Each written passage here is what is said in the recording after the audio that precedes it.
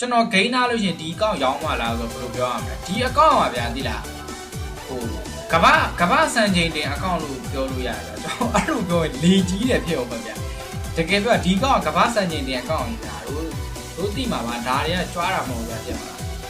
ဒီ MR တဲ့ဆောင်းရမြင့်နေဗျာပွဲပေါင်းနေရတာအဲ့လိုကဘာစံချိန်တင်ဖြစ်တဲ့အကောင့်ဖြစ်တယ်ကျွန်တော်ကရောင်းခဲ့ဒီကြီးတော့မှာဗျာကျွန်တော်ဆောင်းရင်ကျန်းတဲ့ဈေးပေးကျွန်တော်ဝယ်ပြီဗျာအဲ့ကျွန်တော်ရောင်းပြီဗျာဖြစ်တာတော့ကျန်းတဲ့ဟိုပြောဥပမာပေါ့နော်ကျွန်တော်အကောင့်သိန်း250လောက်ရရင်ကျွန်တော်ရောင်းပြီနော်ဘာလို့လဲဆိုတော့ဒီကောင့်မှာစကင်ကပြောရ Galaxy Collector မဟုတ်သေးဘူး War Collector တော့တော်တော်ဖူးနေပါတယ် Galaxy Collector တော့မဟုတ်ဘူးဒါပေမဲ့ဒီကောင့်မှာဆိုတခြားဘယ်ကောင့်မှာမရှိတဲ့ဟာတွေကျွန်တော်မှရှိတယ်ပါဖြစ်တာအဲ့ဒါမျိုးလေးတွေပေါ့အဓိကကတော့သိန်း250ကတော့ဒီကနေ့ပြောမတန်ဘူးနော်ဝယ်တဲ့သူအတွက်မတန်ဘူးအဲ့လိုမျိုးပါအဲ့လိုဒါမဲ့အတိအမှန်လားကိုရင်းနှီးထားတာလေး